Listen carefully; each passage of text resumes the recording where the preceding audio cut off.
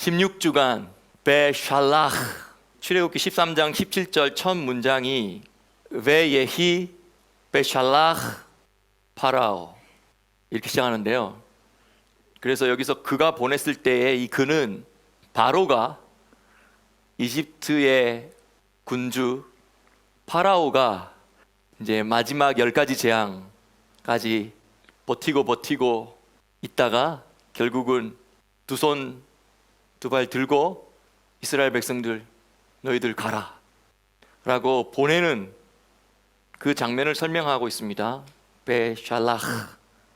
그래서 여기서 그가는 이제 여호와를 말하는 게 아니고요, 하나님을 말하는 게 아니고 바로가 가라고 보내준 거예요.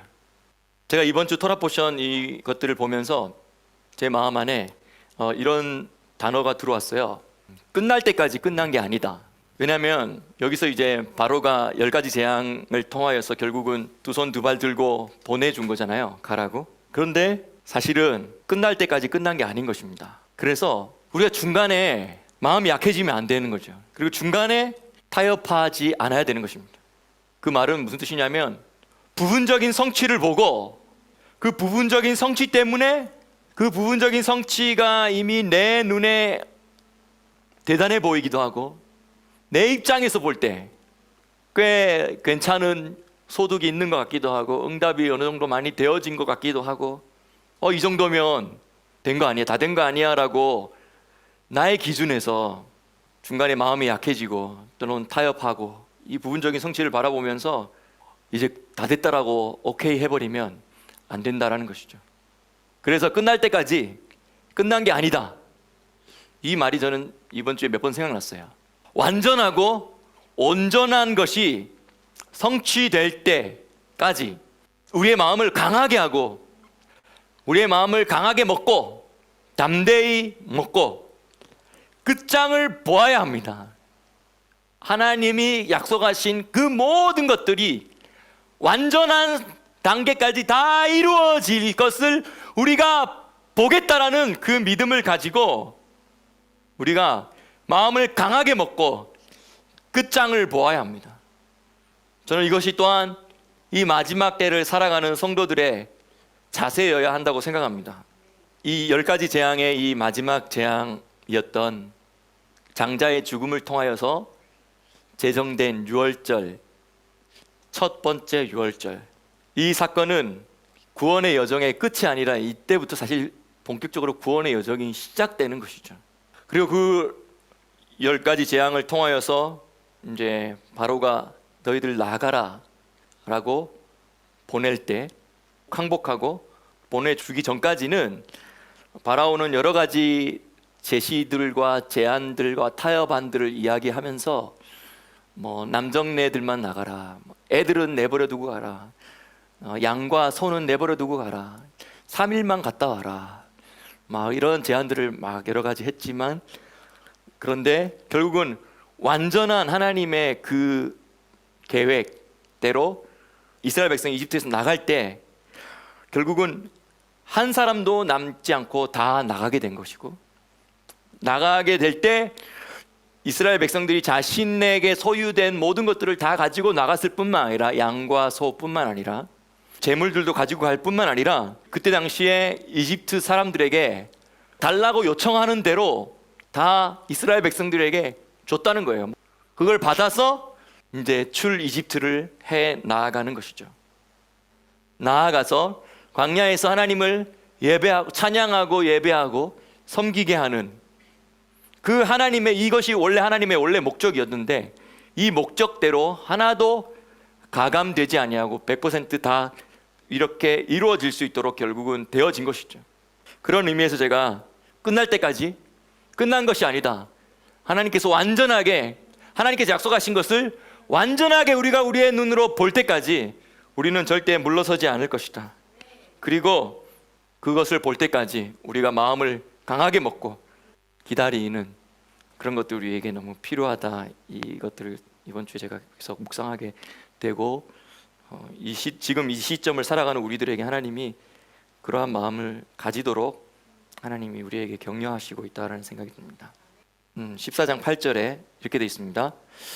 여호와께서 이집트 왕 파라오의 마음을 강팍해 하셨으므로 그가 이스라엘 자손의 뒤를 따르니 10가지 재앙 후 다시 또 마음이 변하여서 또 다시 쫓아가겠다는 것이죠. 그리고 어디까지 가냐면 이제 홍해 앞까지 가게 되는 그 과정입니다. 유대 전승에 의하면 6월절까지 포함하여서 무교절 7일, 여유 있게 보면 이게 이제 7일하고 몇 시간 더 되는 것이죠. 그런데 이제 6월절 니산월 14일, 그러니까 아비벌 14일에 해질 때에 양을 잡는다라고 출애굽기 12장 6절에 해석한 한글 성경의 히브리어는 베인 하아르바임이라고 해서 저녁과 저녁 사이 그 14일에 양을 잡는다고 해서 14일 이브, 그죠? 그 14일 이브에서부터 15일 이브, 이 저녁과 저녁 사이에 양을 잡는다라고 이렇게 볼 수 있는 것이죠. 그렇게 따지면 6월절 하루 잡고 무교절 7일 잡고 그래서 이 8일이 되는 거죠. 어쨌든 이 이집트에서 나와가지고 출발하고 나서 홍해를 언제 건넜냐라고 생각하냐면 7번째 무교절 7번째 마지막 날 그 타이밍에 홍해를 건넜다라고 해석하고 있어요. 그래서 7일 동안 밤낮으로 하나님의 도우심을 받아서 밤과 낮으로 계속 진행하고 나아가고 하면서 홍해 앞까지 전진해 나아가는 이 과정 가운데 하나님의 특별한 도우심을 얻어가면서 이 홍해 앞까지 갔다는 것이죠. 근데 그 과정에 14장 8절에 보면 이스라엘 자손의 뒤를 파라오가 따랐는데 이스라엘 자손이 어떻게 이제 이집트에서 나와서 7일 동안 홍해 앞까지 이르게 되었냐면 이스라엘 자손이 담대히 나갔음이라 이렇게 되어 있는데요. 이 담대히 나갔음이라는 한글 번역의 담대히는 히브리 말에는 이렇게 되어 있습니다. 우 브네이 이스라엘 자손들이 요츠임 나아갔는데 베 야드 라마, 야드는 손이고요, 라마는 높이 들린이라는 뜻입니다. 그래서 베 야드 라마는 높이 들린 손으로, 높이 들린 손 안에서, 높이 들린 손에 의해서 라고 번역되어질 수 있는데요. 그래서 한글 성경에는 이스라엘 자손이 담대히 나갔다라고 되어 있지만 사실은 이 담대히라고 번역된 이 단어는 이스라엘 자손이 나아갈 때 높이 들린 손에 의해서 나아갔다, 높이 들린 손과 함께 나아갔다, 높이 들린 손에 힘입어 나아갔다, 이렇게 번역할 수 있는 구절이 되는 것이죠. 어떤 사람이 이렇게 볼 수 있을 것 같아요. 물어볼 수 있을 것 같아요. 이스라엘 자손이 그 7일 동안 이집트에서 나와서 10가지 재앙을 통하여서 승리에 도취되고 하나님의 도우심도 얻었기 때문에 그들이 혹시 이렇게 손을 높이 들고 간 건 아닙니까? 여기 사실 이 왜 야드 라마는, 이 야드는 보통 그렇게 된다면 왜 야드으 이렇게 했을 거야 하면 그들의 손을 높이 들고 나아갔다 이렇게 되었을 거예요. 근데 그렇게 되어 있지 않아요. 여기는 단수로 되어 있어요. 그렇기 때문에 이 왜 야드 라마는 여호와께서 권능의 손을 높이 들어주셔서 그들을 모든 과정에서 도와주신 그 도와주신 힘을 힘입어서 그들이 즐겁고 기쁘고 담대하게 나아갔다라고 번역하는 것이 맞는 것 같아요. 물론 또 이렇게도 볼 수 있겠죠. 주님의 손이 높이 들렸으니 그 백성들 가운데서도 주님을 바라보면서 그들의 손이, 백성들의 손도 이렇게 높이 들리고 찬양하면서 승리의 손을 높이 들고 갔을 수도 있겠죠. 출애굽기 뒷부분의 본문에 보면 아말렉과의 전쟁에서 하나님의 높이 든 손으로 말미암아 베야드 라마로 말미암아 그들이 이집트에서 나왔고 홍해 앞까지 갔고 하는 이러한 것들을 경험했던 그들이, 경험했던 모세, 아론과 훌 같은 경우 나중에 아말렉이 따라와서 뒤로 쳐져서 따라가고 있는 이스라엘 자손들을 야비하게 뒤에서 공격했을 때 여호수아가 앞장서서 나아가고 싸웠는데 그때 이 모세와 아론과 훌이 그때는 그들의 손을 높이 든 거죠. 야드 라마, 높이 들려진 그 손. 아마 성경에 이렇게 기록되어 있지 않았지만 그들이 하나님이 우리를 끄집어내셨을 때 주님께서 드셨던 그 높이 든 손, 그걸 생각하면서 그들이 여호와 니시, 그 승리의 하나님을 바라보면서 그 여호와여, 당신의 손을 높이 드시고 우리가 이 전쟁에서 이기게 하여 주십시오라고 기도했을지도 모르겠습니다. 그 배 야드라마를 기억했을 수도 있겠죠.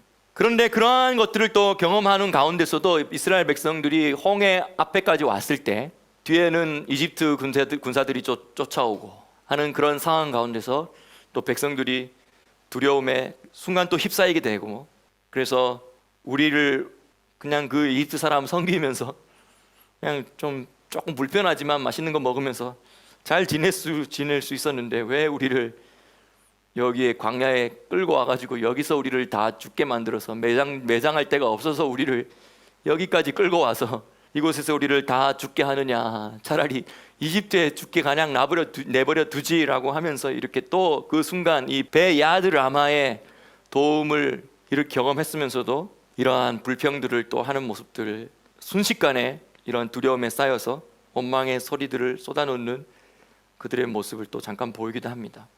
그래서 모세가 이렇게 하죠. 너희는 오늘날 가만히 있어 여호와께서 행하시는 것을, 그 여호와의 구원을 너희가 보고 알게 될 것이다 라고 하면서 모세도 또한 베야드 라마, 그의 손을 높이 들고 지팡이를 홍해를 향하여서 내어 밀게 됩니다. 이 단어를 이제 사실 한글 성경에서 이거 담대이라고 번역했기 때문에 우리가 성경을 많이 읽었다 하더라도 이게 이런 의미가 있었는지 알 수 없게 이제 되었었는데, 우리가 이 베야드라마라는 이 단어가 참 매력적이잖아요. 그분의 높이 들린 손.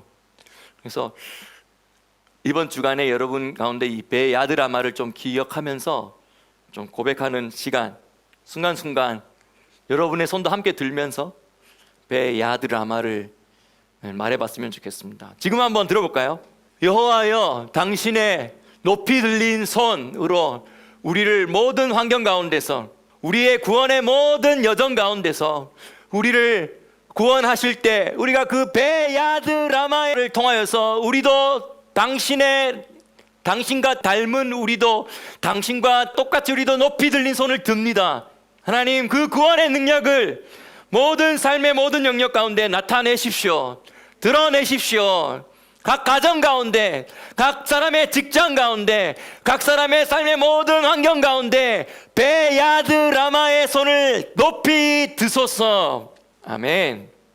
그리고 나서 홍해를 이제 건넜는데요, 홍해를 건너고 나서 처음 도착한 장소가 물이 있는 장소 도착했는데 그 물이 쓴물이었어요. 그래서 쓰다라는 말이 마라인데 그 마라에서 쓴물을 이제 경험하고 하게 되고, 하나님께서는 모세에게 여호와께서 지시한 한 나무, 그 나무, 여호와께서 지시한 그 한 나무, 그 나무를 쓴물이 나는 물에 던지고 그 물이 이제 단물로, 먹을 수 있는 물로 바뀌게 되는 이런 것들을 경험하는 가운데 어떤 구절이 있냐면, 그들에게 법도와 율례를 가르치셨다, 이런 구절이 있습니다. 출애굽기 15장 25절을 한번 여러분들이 보시면, 모세가 여호와께 부르짖었더니 여호와께서 그에게 한 나무를 지시하시니 그가 물에 던짐에 물이 달아졌더라. 거기서 여호와께서 그들을 위하여 법도와 율례를 정하시고 그들을 시험하실세, 이렇게 되어 있는데요, 여기서 말하는 한 법도와 율례는 한 법도와 한 율례를 말합니다. 여러 개의 법이 아니라, 여러 개의 율례가 아니라 하나의 법과 하나의 법도인데요, 이 법도는 이제 호크라는 것은 그냥 말 그대로 법입니다. 그리고 율례라는 단어는 우리가 여러 차례 말했던 미시파트예요. 그래서 미시파트는 잘 선택하는 거잖아요. 잘 결정하고 잘 선택해서 잘 판단하는 것이 바로 미시파트예요. 그런데 이 마라의 쓴물을 경험한 후에 하나님께서 한 법도와 한 율례를 정해서 주셨어요. 그리고 이것을 삶 속에서 잘 행할 수 있도록 거기서부터 시험하실세라는 이 단어는 훈련을 해본 거예요. 그래서 잘 할 수 있도록 테스트하면서 처음 시작하자마자 잘할 수 없으니까 하나님이 테스트 기간을 주고, 그리고 그 테스트 기간을 충분히 거친 다음에는 이제부터는 본격적으로 시작하는 거다라고 하시려고 하나님이 계획하신 것이죠. 근데 여기서 한 법도와 한 율례는 신명기의 10가지 계명 중에서 네 번째 계명인 안식일을 거룩하게 지키라, 안식일을 기억하고 거룩하게 지키라는 이것이 바로 한 법도입니다. 이것을 어떻게 알 수 있냐면 신명기 5장에도 출애굽기 20장에 있는 10가지 계명 있죠. 10계명. 그것이 신명기 5장에도 한 번 더 이야기되어지고 있어요. 어떻게 이야기를 하냐면 여호와께서 너희에게 전에 일러주신 것처럼 너의 하나님이 너에게 명령하신 대로, 이 말이 신명기 5장에 있는 10계명에는 들어가 있어요. 그리고 또 16절에 보면, 신명기 5장 16절에 보면 부모 공경에 대한 이야기를 할 때도 너의 하나님 여호와께서 명령하신 대로, 이 두 구절이 들어가 있어요. 다시 말하면 10계명이 본격적으로 주어지기 전에 이미 이 두 계명이 먼저 주어져 있었다라는 것을 이제 암시해 주는 것이죠. 그래서 이 한 법도라고 말하는 이 안식일에 대한 계명, 이것을 10계명을 받기도 전에 먼저 미리 이 마라의 쓴물을 경험한, 그리고 다시 말하면 이 포인트는 언제냐면 홍해를 건너고 첫 장소에 도착했을 때 하나님은 이제 너희들이 그동안 이집트의 시간 속에 살았고 이집트의 삶의 방식으로 살아왔었다. 그런데 이제 하나님의 시간을 회복하고 하나님의 나라의 삶의 방식에 너희가 맞춰서 살아야 된다. 그것을 회복하라 라는 의미로서 한 법을 이때부터 시작하신 것이죠. 이 샤밧이라는 건 6일 동안은 일을 하고 또 제7일에는 잠깐 멈추는 거잖아요. 이 샤밧이라는 말 자체는 멈추다라는 뜻이잖아요. 1번의 의미는 멈추다라는 뜻이고 2번의 의미는 쉬다라는 뜻입니다. 멈춰야지 쉬는 것이죠. 멈추지 않고는 쉴 수가 없는 것이죠. 근데 이 멈추다 그리고 쉬다, 잠잠히 머물고 가만히 있다, 이 의미는 우리의 신앙생활에 있어서 너무너무 중요한 원리인 것 같아요. 근데 아마 이집트에서 살던 이스라엘 백성들은 이러한 모든 샤밧 시스템을 잊어버리게 된 것 같아요. 그 전에 샤밧 시스템이 있었느냐 없었느냐? 있었나요 없었나요? 아브라함과 이삭과 야곱의 12지파들과 또 이집트에 내려갔던 그 야곱의 70가족들과 한동안 또 요셉이 죽기 전까지 그 이스라엘 백성들, 생육하고 번성하던 이스라엘 백성들은 샤밧을 지키고 있었고 샤밧을 알고 있었던, 하나님의 시간과 하나님의 절기와 하나님의 킹덤의 중요한 원리들을 전승을 통하여서 알고 있었던 사람들이에요. 근데 이집트에 살아가면서 그것을 다 잊어버린 것이죠. 그래서 샤밧의 율례를 먼저 가르치심으로 멈추지 않고 일해야지 뭔가 자신을 위해서 더 뭔가를 더 많이 얻을 수 있다라고 생각하는 이 이집트적인 사고방식, 세상의 시간 사고방식, 이것에서 하나님이 공급해 주심을 기대하며 일주일에 하루는 멈추고 정지하고 쉴 수 있는 이 샤밧의 믿음을 가르치신 것이죠. 6일간의 나의 수고와 열심과 분주함에서 멈춤을 통해서 하나님을 바라보며 하나님과 깊이 교제하는 친밀함을 누리고, 또 6일 동안 바쁘게 살면서 분주하면서 뭔가 놓쳐버렸던 것들을 다시 튜닝하는 시간을 가지는 것. 그래서 샤밧 시간 시스템 안으로 들어오는 것이 곧 세상의 방식으로부터 벗어날 수 있는 첫 걸음임을 하나님이 잘 아셨기 때문에 가장 처음 홍해를 건너고 나서 가장 처음 가르치신 것이 이 샤밧의 훈련이었습니다. 홍해 앞에서 두려워 떨던 이스라엘 백성을 향하여서도 모세가 이렇게 말합니다. 너희는 두려워하지 말고 가만히 서서 여호와께서 오늘 너희를 위하여 행하시는 그 여호와의 구원을 보라.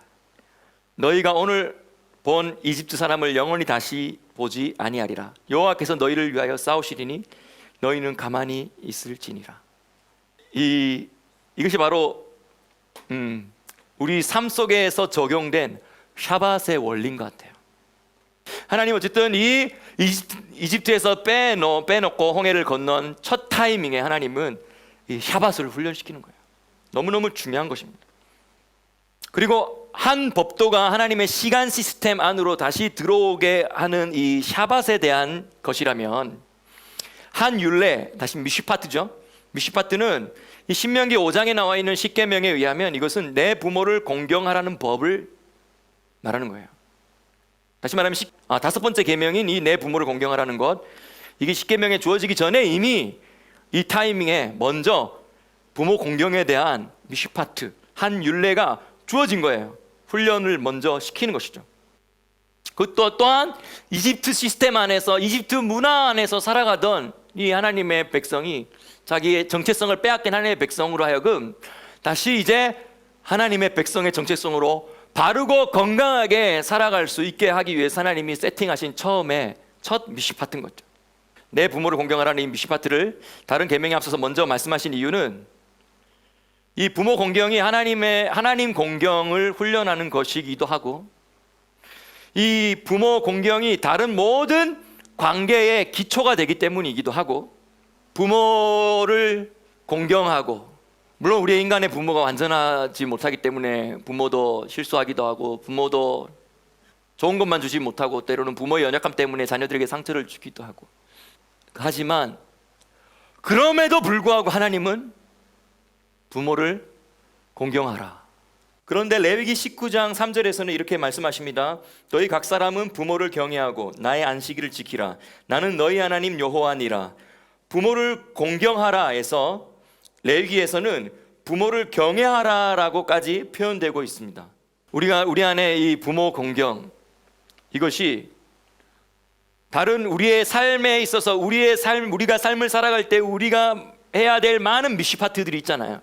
그 모든 미슈파트들의 가장 기초가 되기 때문에 하나님께서는 이것을 가장 먼저, 이러한 미슈파트를 먼저 세팅을 해놓고 가르치는 것입니다. 이러한 법도와 율례를 듣고 순종하며 그분의 눈앞에서 올바르게 행하고 이 계명을 귀를 기울여서 잘 지키면 이집트에서 너희가 경험했던 모든 질병 중에 하나도 너희들에게 내리지 않겠다라는 축복을 약속하신 게 바로 이 약속이 있는 두 계명이에요. 그때 하나님께서 출애굽기 15장 26절에 이집트에서 너희들이 경험했던 어떠한 질병도 너희가 먼저 내가 너희에게 준 10계명 중에서 먼저 너희에게 준 이 두 가지를 잘 훈련하고 너의 삶 가운데 적용하면, 그러면 내가 너에게 여호와 라파, 나는 치료하는 하나님이다, 나는 여호와 라파의 하나님으로 내가 너희에게 항상 나타나 주겠다 라고 하나님 말씀하신 것입니다. 약속하신 것입니다. 이스라엘 백성이 이집트에서 우상 숭배하고 또 노예살이를 하면서 최소 한 200년 넘게, 300년 가까이 그렇게 하면서 억압, 피해의식 때문에 마음이 많이 삐뚤어졌던 것 같아요. 그래서 그 삐뚤어진 그 마음 때문에 부정적인 생각, 부정적인 감정, 이런 것들을 하나님도 고치시고 싶으시잖아요. 고쳐주고 싶으시잖아요. 여기서 여호와 라파라고 할 때는 딱 너희에게 여호와 라파 하나님이다, 이 말을 여기서 하신 이유는 뭐냐면, 반드시 그냥 아플 때 치료하시는 하나님 요것만 포함된 게 아니라요, 너희의 사고방식과 생각과 감정과 너희 마음 안에 삐뚤어져 있는 모든 태도들과 이러한 삶의 방식들, 이러한 것들까지 여호와 하나님은 다 그것을 고쳐주고 싶어하는 하나님이다. 그래서 그것을 고침으로 말미암아 너의 삶의 태도, 너의 속사람과 너의 삶의 태도, 이 모든 것들을 다 옳게 아름답게 변화시켜서 너희들이 아름다운 세마포 옷을 입고 준비되어진 거룩한 신부가 되어지게 하고 싶은 내 마음의, 하나님 마음의 표현이 바로 나는 너희에게 이제 여호와 라파의 하나님이다, 치유하는 하나님이다라고 하나님 자신을 계시해 주신 이유입니다. 그래서 이 안식일과 관련된 건 하나님을 경외하고 하나님과 관련된 계명, 계명 중에서 가장 첫 번째, 이게 돼야지 다음 것들이 따라오는 거고, 이게 잘못되면 다른 것들은 또 세워지다가도 또 쉽게 무너지고, 세워지다가도 쉽게 무너지는 이유는 이 처음에 이것이 안전하게 잘 세팅되지 않았기 때문인 것이죠. 이건 하나님 백성으로서의 정체성에 있어서 가장 중요한 첫 번째 것이 이것이죠. 한 가지만, 한 주제만 더 다루고 이제 맞추려고 해요. 이 주제는 이제 아말렉이라는 이 단어는 골짜기에 숨어 사는 사람들이란 뜻입니다.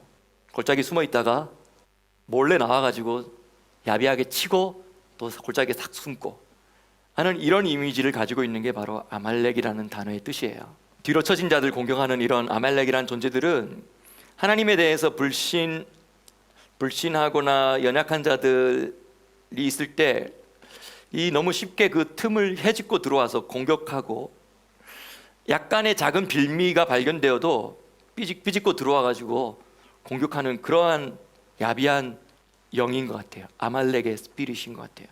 그래서 나중에 신명기 25장에 가면 모세는 과거를 회상하면서 이스라엘이 이집트에서 나와서 홍해를 건넜을 때 광야의 길이 평탄치 않고 피곤함으로 인하여 뒤처져 있는 연약한 자들, 노인들일 수도 있고 어린아이들일 수도 있고 체력이 부족하거나 아픈 자들일 수도 있는데, 그런 자들을 아말렉이 공격했다고 하면서 하나님이 그들을 멸절시킬 것이다.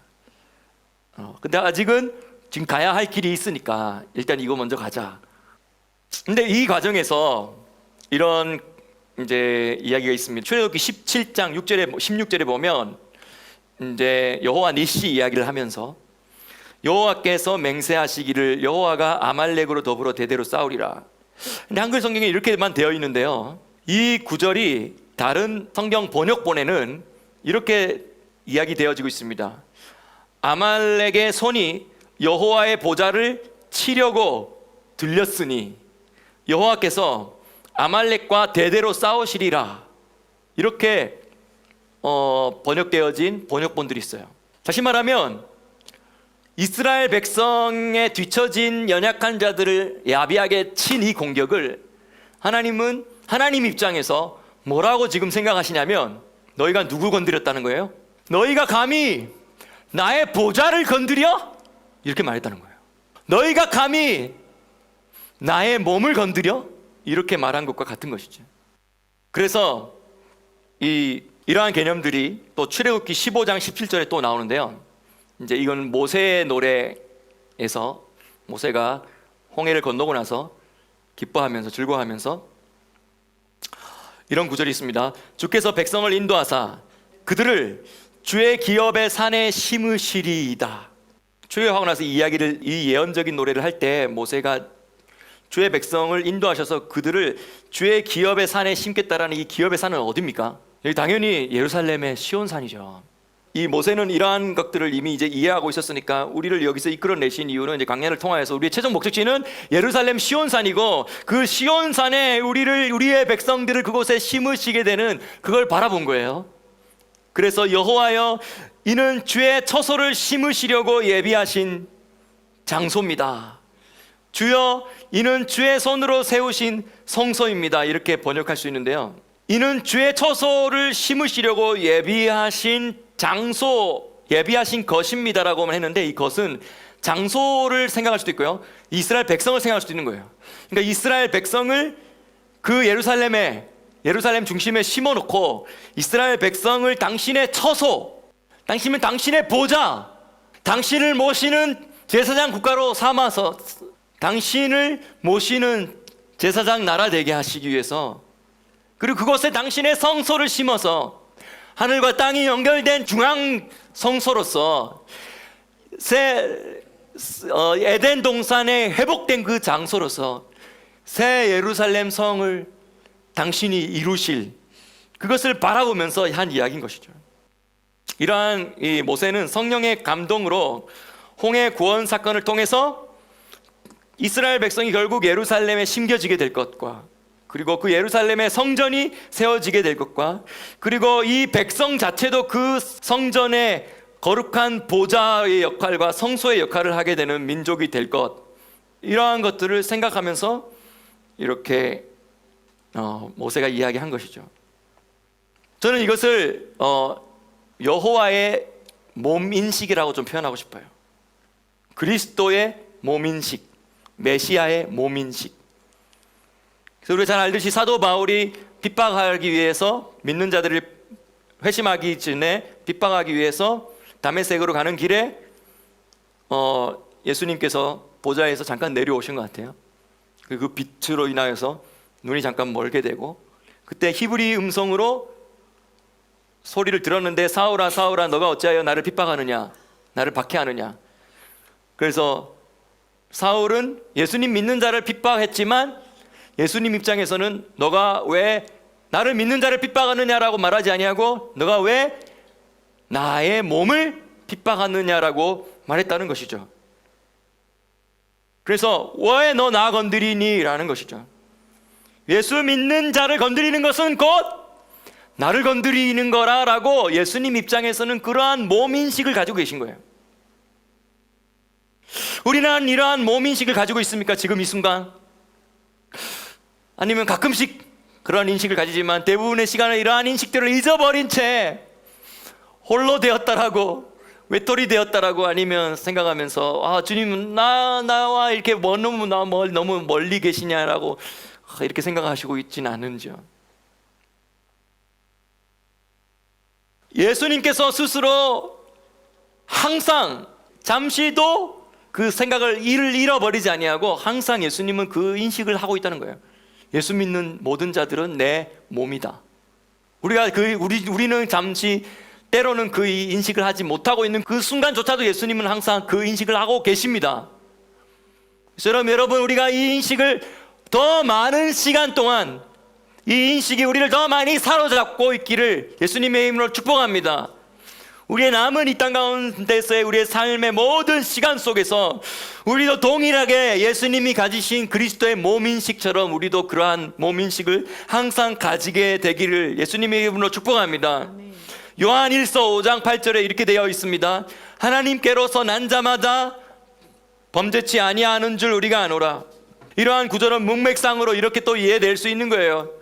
우리가 항상 예수님의 몸이라는 인식을 우리가 잊지 않고 하고 있다면 우리가 어떻게 할 수 있다는 거예요? 우리가 범죄치 아니할 수 있다. 우리가 범죄치 아니할 수 있도록 우리를 든든히 붙들어 주는 것 중에 하나는, 나는 내 몸이 아니라 나는 그리스도의 몸의 일부다 라고 인식하는 그것이라는 것이죠. 그 다음 줄에 계속 이렇게 이야기되어집니다. 하나님께로서 나신 분이 자신 스스로를 지키심에 악한 자가 그를 만지지도 못하느니라. 이것은 물론 이제 우리 일반적으로 요한 1서 5장 18절에는 이렇게 이야기하고 있어요. 하나님께로서 나신 자가 그를 지키심에 악한 자가 그를 만지지도 못하느니라. 근데 이 번역의 뉘앙스가 이런 뉘앙스로도 읽힐 수 있기 때문에 제가 이렇게 한번 바꿔보았어요. 이렇게 제가 읽어보았어요. 다시 읽어볼게요. 하나님께로서 나신 분이 자신을 지키심에 악한 자가 그를 만지지도 못하느니라 라고 이렇게 읽혀질 수도 있다는 거예요. 다시 말하면 이것은 이러한 번역 안에는 어떠한 개념이 들어가 있냐면, 모든 믿는 자들은 그리스도의 몸이라는 개념이 들어가 있는 거예요. 예수 그리스도를 믿는 자를 건드리는 건 예수님 몸 건드린 거야. 그렇기 때문에 예수님 자신의 몸을 스스로 지키시는 것 같이 악한 자가 그리스도의 몸을 건드리지도 못하고 터치하지도 못하도록 하나님이 그 몸을 지키신다라는 뜻이 되는 것이죠. 또 한 가지는 우리는 교회가 그리스도의 몸이라고 이야기합니다. 아멘이시죠? 또 한 가지 중요한 개념은 이제 이 마지막 때에 교회들이 회복시켜야 될 개념 중에 하나는 뭐냐면, 교회만 그리스도의 몸이 아니라 이스라엘은 메시아의 몸이라는 것입니다. 물론 그리스도라는 말과 메시아라는 말은 똑같은 존재를 말하는 것이지만 그리스도라는 말은 헬라어적인 표현이고요, 메시아라는 말은 히브리적인 표현입니다. 이 말은 이방인 가운데 예수 그리스도를 믿는 우리가 그리스도의 몸이라는 인식을 우리가 믿고 있다면 똑같이 이 이스라엘은 메시아의 몸이라는 것을 우리가 인식하라는 것이죠. 그렇게 보면 몸의 일부가 되는 것이죠. 우리 서로 같은 지체가 되는 거예요. 서로 다른 지체로서의 모습을 가진 것 같지만 한 분이신 예수 그리스도를 머리로 둔 한 몸이라는 인식이 우리에게 필요한 것입니다. 이러한 인식이 우리에게 필요한 것이죠. 스가랴서 2장 8절에 만군의 여호와께서 이같이 말씀하시되 영광을 위하여 너희를 노력한 여러 나라로 보내었나니 너희를 건드리는 자는 그분의 눈동자를 건드리고 범하는 것이니라. 다시 말하면 그때 당시에 남유다가 바벨론으로 포로 잡혀갔고 하나님의 섭리에 의해서 그들이 그등 고통 가운데 있었고, 또다시 하나님이 섭리에 의해서 그들을 그것 가운데서 하나님의 영광을 염두에 두신 하나님의 입장에서 그들을 다시 또 데리고 오는 이 과정 가운데 나의 이 백성들을 건드리는 것은 곧 그분의 눈동자를 건드리는 것, 하나님의 눈동자를 건드리는 것이다라고 하나님이 그런 하나님의 몸 인식을 가지고 계셨다라는 걸 우리가 인정을 해야 되는 것이죠. 그런데 이스라엘은 여호와의 몸 중에서 다른 어떤 지체가 아닌 눈동자와 같은 지체로서 여호와의 몸입니다. 머리이신 그리스도께서 그렇게 말씀하고 계시고 머리이신 그리스도께서 그렇다라고 인식하고 계시다라는 것이죠. 그렇다면 그 누가 무슨 말을 더 하겠습니까?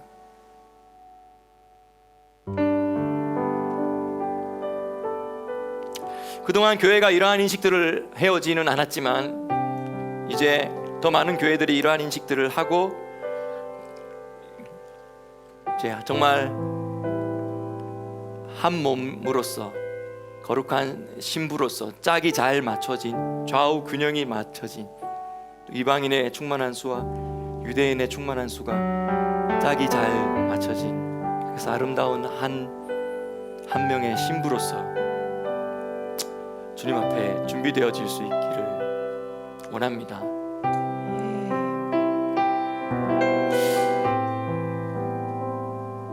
이렇게 마무리하고 싶습니다. 오늘 여러분이 인식을 충분히 하고 있든 좀 덜 하고 있든 상관없이 여러분들은 그리스도의 몸입니다. 여러분들을 건드리는 것은 그리스도의 몸을 건드리는 것입니다. 이 시간에 옆 사람에게 축복해 주시다. 당신은 그리스도의 몸입니다. 여기 계신 모든 분들 주님의 몸이십니다.